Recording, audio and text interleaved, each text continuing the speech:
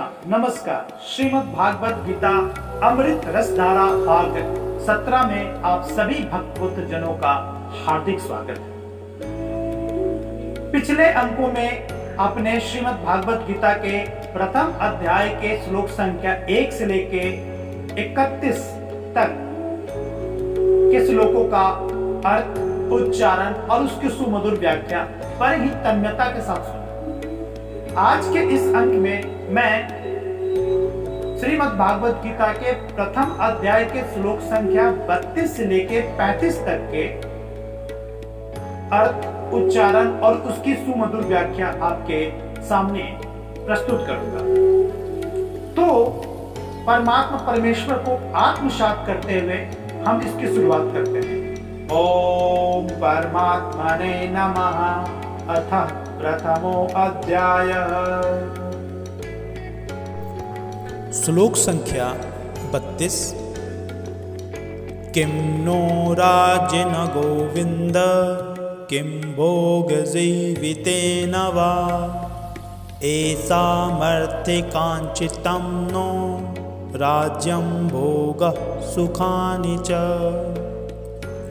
अगले श्लोक में अर्जुन योगेश्वर भगवान श्री कृष्ण से कहता है, त इमे अवस्थिता योद्धे प्राणशक्त्वा धनानि च आचार्य पितर पुत्रस्तथैव च पितामहः।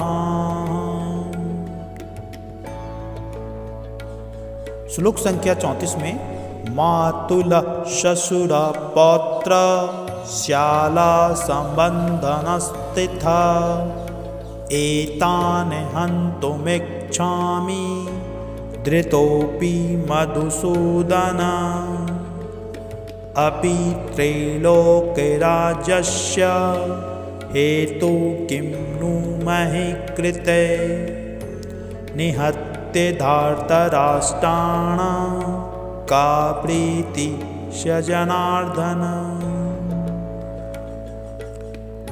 किम नो राज्येन गोविंद। किम मतलब क्या लाभ, न मतलब हमको, राज्येन मतलब राज्य से, गोविंद हे कृष्ण। किम भोग जीवितेन वा। किम मतलब क्या, भोगे मतलब भोग से, जीवितेन मतलब जीवित रहने से, वा मतलब अथवा।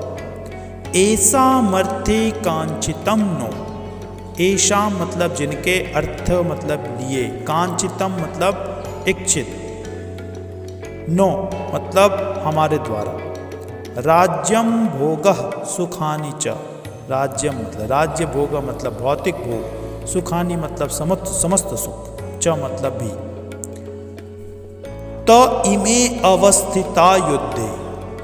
ते मतलब वे, इमे मतलब ये, अवस्थिता मतलब स्थित, युद्धे मतलब युद्ध भूमि में, प्राणः शक्त्वा धनानि च। प्राण मतलब जीवन को, त्यक्त्वा मतलब त्याग कर, धनानि मतलब धन को, च मतलब भी। आचार्य पितरः पुत्रस्थ तथैव च पितामह। आचार्य मतलब गुरुजन, पितार मतलब पुत्रगण, पुत्र मतलब पुत्रगण तथा, और एव मतलब निश्चित, च मतलब भी, पितामह मतलब पितामह। मातुलः शशुरः पौत्र श्याला संबंधिनस्थिता।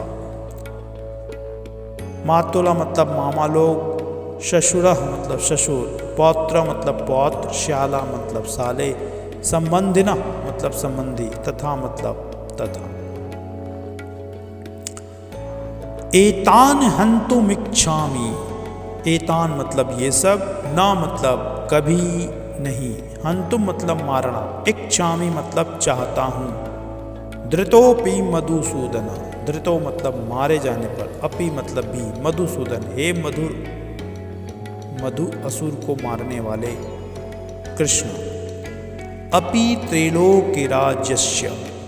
अपि मतलब तो भी, त्रैलोक मतलब तीनों लोकों का, राजस्य मतलब राज्य, हेतु मतलब विनिमय में, किम नु महि कृते मतलब क्या कहा जाए, महि कृते मतलब पृथ्वी के लिए, निहत्यम निहत्य धार्तराष्ट्राणां। निहत्य मतलब मारकर धार्ता राष्ट्र में धृतराष्ट्र के पुत्रों को न मतलब हमारी का प्रीति से जनार्दन का मतलब क्या, प्रीति मतलब प्रसन्नता, स्यात मतलब होगी, जनार्दन हे जीवों के पालक। हे गोविंद, हमें राज्य सुख अथवा इस जीवन से क्या लाभ, क्योंकि जिन सारे लोगों के लिए हम उन्हें चाहते हैं वे ही इस युद्ध भूमि में खड़े हैं। हे मधुसूदन, जब गुरुजन, पितृगण, पुत्रगण, पितामह, मामा, ससुर, पौत्रगण, साले तथा अन्य सारे संबंधी अपना अपना धन एवं प्राण देने के लिए तत्पर हैं और मेरे समक्ष खड़े हैं, तो फिर मैं इन सबको क्यों मारना चाहूंगा, भले ही वे मुझे क्यों न मार डालें। हे जीवों के बालक, मैं इन सबों से लड़ने को तैयार नहीं, भले ही बदले में मुझे तीनों लोग क्यों न मिलते हों। इस पृथ्वी की बात तो छोड़ दें, भला धृतराष्ट्र के पुत्रों को मारकर हमें कौन सी प्रसन्नता मिलेगी। प्रस्तुत श्लोकों में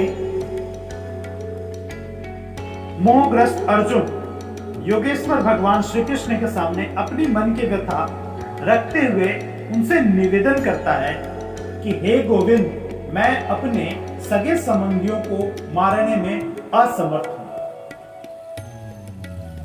भले ही मुझे तीनों लोक के राज्य क्यों न मिल जाए, लेकिन मैं धृतराष्ट्र के पुत्रों को मारने में किसी प्रकार की लाभ नहीं देख पा रहा हूं। यहां पर सर्वप्रथम अर्जुन ने योगेश्वर भगवान श्री कृष्ण को गोविंद कह के पुकारा। गोविंद शब्द गौवों और इंद्रियों के लिए एक प्रसन्नता सूचक शब्द है।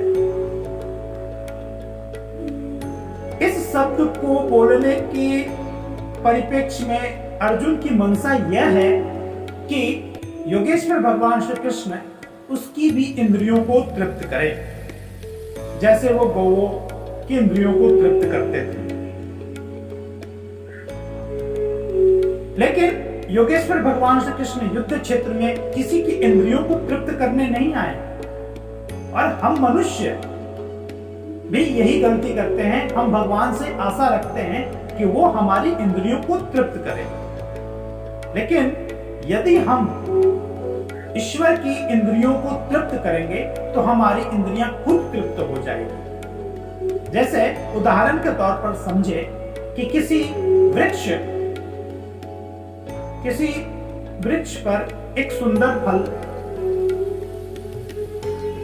है, तो हम उस फल को देखकर, एक स्वादिष्ट फल को देखकर मोहित हो जाते हैं।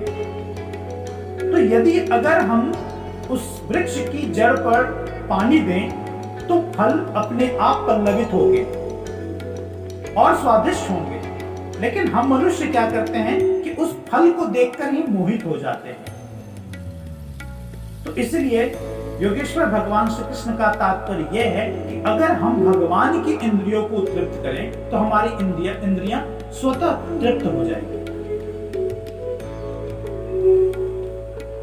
लेकिन ऐसा नहीं है कि भगवान भक्त को कुछ नहीं देते। भक्त की जहां तक सीमा होती है, जहां तक वो पात्र होते हैं, ईश्वर उसे वहां तक जरूर देते हैं। लेकिन यहां पर अर्जुन का मोह उसके मन मस्तिष्क पर हावी हो चुका है।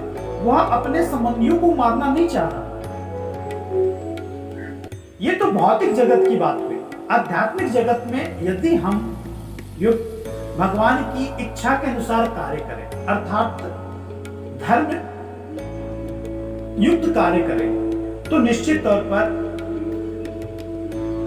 हमारा यह जीवन सफल हो जाएगा। यही योगेश्वर भगवान कृष्ण अर्जुन को भी समझा रहे हैं। लेकिन अर्जुन अपने संबंधियों को, अताताइयों को मारने में अपनी असमर्थता व्यक्त कर रहा है। वह इसलिए क्योंकि गांडीवधारी अर्जुन अपने सगे संबंधियों के सामने अपने वैभव का प्रदर्शन नहीं कर पाएगा। जब उसके सगे संबंधी रहेंगे ही नहीं तो अपने वैभव का प्रदर्शन कैसे कर पाए? शायद उसकी यही मंशा हो। और एक भगवान का भक्त होने के नाते वह इन सबों के प्रति जो उनके करुणा है वो एक भगवान के भक्त होने के कारण ही होता है।